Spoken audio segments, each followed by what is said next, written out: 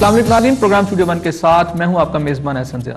ناظرین، پاکستان مسلم لیگ کاف کی قیادت نے بھی اس وقت حکومت کو ایک 5 نکاتی ایجنڈا دیا ہے۔ اس سے پہلے مسلم لیگ نون نے بھی ایک ایجنڈا 10 نکاتی دیا تھا۔ ہم یہ دیکھتے ہیں کہ وہ جو اس وقت پاکستان پیپلز پارٹی کی حکومت ہے وہ ان ایجنڈوں پر کیسے کام کرے گی۔ کیسی صورتحال میں جب ہم کراچی میں قتل و غارت گری دیکھ رہے ہیں، رینجرز کے آپریشن کے باوجود بھی حکومت اس کو کنٹرول نہیں کر پا رہی، تو ایسے میں یہ جو ایجنڈا دونوں جماعتوں نے دیا ہے، کیا حکومت اس پر عمل درآمد کر سکے گی؟ جہاں تک میاں نواز شریف صاحب کا تعلق ہے تو وہ کہتے ہیں کہ جی بہت سارے ایسے ایشو جو انہوں نے نکات دیے ہیں وہ 45 منٹس میں حل ہو سکتے ہیں، اس کے لیے مزید 45 ڈیز کی ضرورت نہیں ہے۔ چوہے شجاعت صاحب کا بھی کہنا یہ ہے کہ اگر حکومت نے ہوش کے ناخن نہ لیا اور جو ایجنڈا 5 نکاتی انہوں نے دیا اس پر عمل نہ کیا تو پھر تسمانیہ جیسی صورتحال ہو سکتی ہے، عوام سڑکوں پر آ سکتے ہیں، تو پھر کاف لیگ کی قیادت بھی اس کی رہنمائی کرے گی لوگوں کی اور وہ اس انقلاب میں شامل ہوں گی۔ اس جو بھی دباؤ گورنمنٹ پہ ڈالا جائے گا اس میں وہ عوام کے ساتھ ہوں گے۔ دیکھنا یہ ہے کہ کاف لیگ کی قیادت بھی کیا اس پوزیشن میں ہے کہ عوام کو وہ سڑکوں پر لا کر ان کی قیادت کر سکے۔ ہماری سیاسی جماعتیں کر کیا رہی ہیں، جو باتیں یہ کر رہی ہیں، جو دعوے کر رہی ہیں وہ اپنی جگہ پر، لیکن عوامی مسائل بھی ہیں جو کہ توں کھڑے ہیں۔ آگے چل کے پاکستان کے ساتھ کیا ہوگا، کیا مسائل حل ہوں گے یا نہیں، سیاسی سطح پر حکومت کی جو پوزیشن ہے وہ مستحکم ہوگی یا مزید خراب ہوگی، آج ہم اس پہ بات کریں گے۔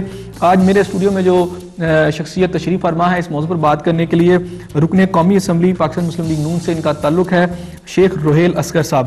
ناظرین، جہاں میں ان کے ساتھ بات کروں گا وہاں لائن پر آج ایم کیو ایم کی جانب سے مجھے جوائن کریں گے ٹیلی فون لائن پر گلفراز خان خٹک صاحب، رابطہ کمیٹی کے ممبر ہیں، اور میرے ساتھ مسلم لیگ کی طرف سے ان کی رہنما مہناز رفیع صاحب بھی ٹیلی فون لائن پر ہوں گی، ہم ان سے بھی بات کریں گے۔ بہت شکریہ شیخ صاحب۔ اچھا شیخ صاحب، یہ جو ایک ریزائن آیا ہے نبیل قبول کی طرف سے، سب سے پہلے میں یہ جاننا چاہوں گا کہ اس وقت جو کہ 45 ڈیز کی ایک بات چل رہی تھی مسلم لیگ نون کی طرف سے، گورنمنٹ کے ساتھ بات چیت چل رہی تھی، ایسے میں ان کا ایک وزیر مستعفی ہو گئے، کراچی کی صورتحال جو سب کے سامنے، لا اینڈ آرڈر جو ہے اس کو بہتر کرنا آپ کے بھی اس نقطے میں شامل ہے جو آپ نے حکومت کو دیا ہے، لیکن ہم دیکھتے ہیں کراچی کی صورتحال ہمارے سامنے ہے۔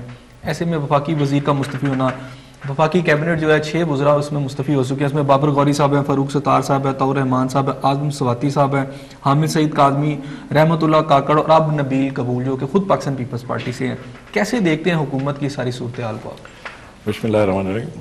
اس میں 2 چیزیں آپ نے اکٹھی کر دی۔ ایک تو میاں نواز شریف صاحب کا 45 دن کا وہ ایک یوں کہہ لیجیے کہ اصلاحات کے لیے ان کو ایک ایسا ایجنڈا دینا جس کے لیے ملک اور قوم کا فائدہ ہے، وہ بالکل مختلف ایک چیز ہے۔ اور یہ نبیل قبول صاحب کا استعفیٰ جو اس کے ساتھ اس کا کوئی تعلق نہیں ہے۔ جہاں تک میری تجزیہ یا جب میری سوچ ہے، میرا اپنا خیال ہے کہ نبیل قبول صاحب چونکہ وہاں پاکستان پیپلز پارٹی کے قومی اسمبلی کے رکن تھے اور بڑے ڈیڈیکیٹڈلی پیپلز پارٹی کے ساتھ تھے، ان کا استعفے کا اس سارے قصے کے ساتھ کوئی تعلق نہیں ہے۔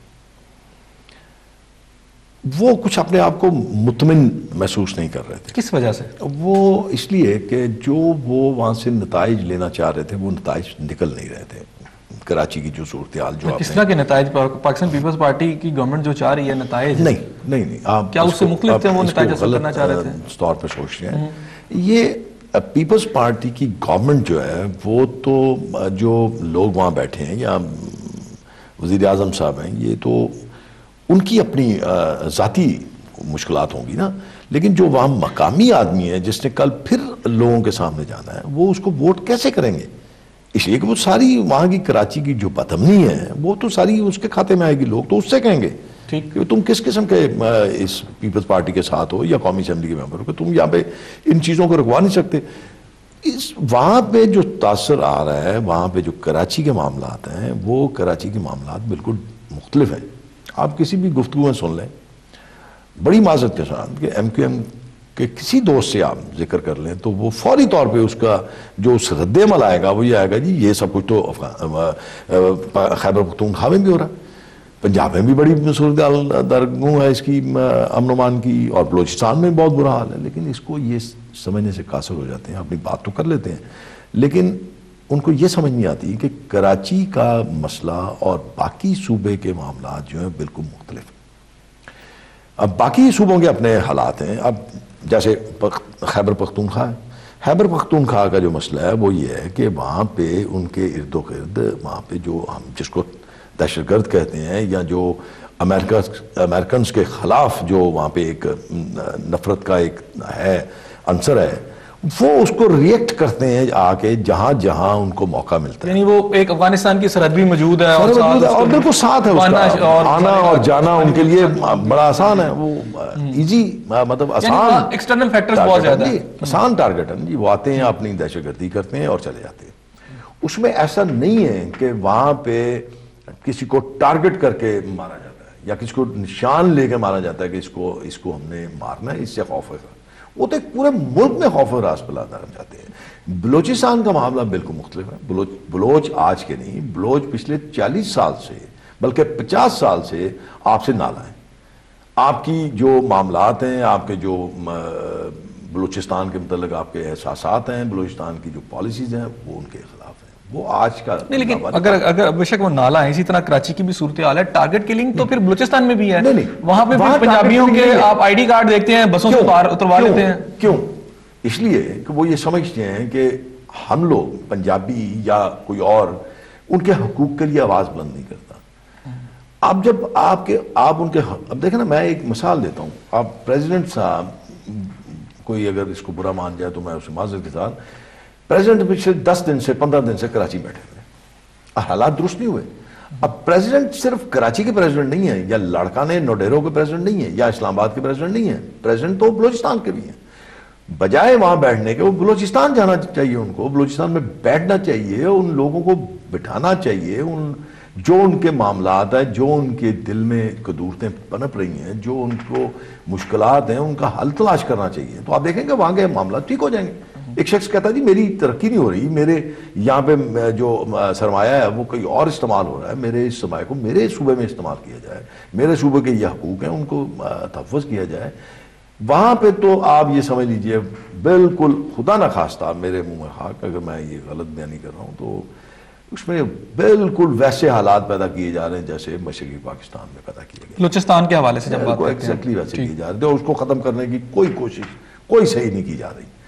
اب پنجاب میں آ جائیں آپ دیکھیں, صوبے میں اکا دکا ذاتی لڑائیاں, دشمنیاں, چوریاں, ڈکیتیاں, یہ آپ اسی وقت روک سکتے ہیں جب بالکل معاشرہ آپ کا بالکل مطمئن ہو, آپ میں سرمایہ آپ کے پاس ہو, ملازمتیں آپ کے پاس ہوں, اور بڑی سموتھ آپ کی زندگی گزر رہی ہو, تو پھر تو آپ اس کو قابو کر سکتے ہیں. لیکن جہاں تک ٹیررزم کی بات ہے, وہ تو آپ اس کو نہیں روک سکتے. اس کا اثر جو ہے, جو امریکنز کا اثر جو ہے, جو ان کی دوستی کا اثر ہے, وہ پنجاب میں بھی آئے گا, وہ سندھ میں بھی جائے گا. اب دیکھیں نا, سندھ میں آپ دیکھ لیں, اللہ اس کو اپنی نظر بد سے بچائے, باقی پورا سندھ امن سے آپ اپنی ایک زندگی گزارا ہے سوائے کراچی کے.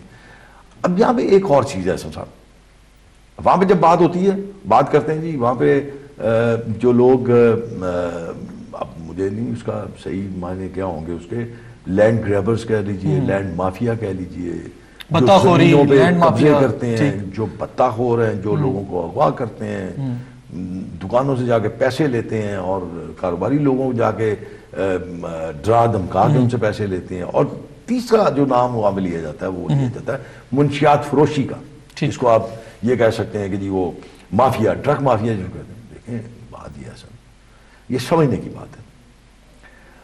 اب ایک زمین آپ کے پاس ہے, بڑی قیمتی زمین ہے, میں اس کو آپ سے چھینتا ہوں, تو اس کا مطلب ہے آپ کا اور میرا جھگڑا ہوگا زمین پہ, ٹھیک ہے, تو وہ تو ایک ذاتی جھگڑا ہو گیا نا جی. اس سے یہ تو نہیں ہوگا کہ کوئی سائیکل سوار جا رہا ہے, یا کوئی موٹر سائیکل سوار جا رہا ہے, یا گاڑی سوار جا رہا ہے, کوئی پیدل جا رہا ہے, آپ اس کو گولی مار دیں گے. تو پھر یہ کیا ہے, یہ ٹارگٹ کلنگ کیا ہے پھر کراچی میں؟ یہ میں آپ کو یہی آپ کو بات ہے. اب ڈرگ مافیا جو ہے, ڈرگ مافیا تو بالکل ڈفرینٹ ہے. ایک ڈرگ ڈیلر ہے, مطلب جو منشیات فروش ہے, وہ جا کے دوسرے حلقے میں جا کے منشیات فروشی کرتا ہے, تو